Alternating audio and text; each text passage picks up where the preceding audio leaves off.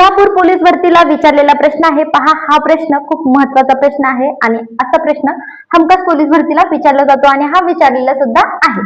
ठीक आहे. आता पहा प्रश्न काय दिला आपल्याला. दोन संख्यांचा गुणाकार 30 आहे, त्यांच्या वर्गांची बेरीज 61 आहे, तर त्या दोन संख्यांची बेरीज किती.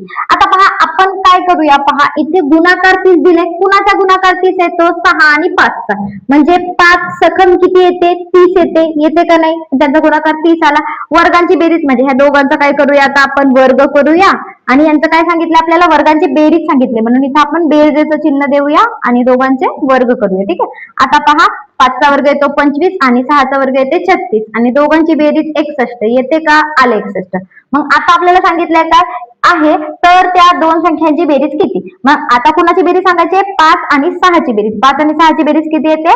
11. म्हणजे त्या दोन संख्यांची बेरीज किती येईल? 11. ऑप्शन नंबर 3 हे तुमचा आन्सर.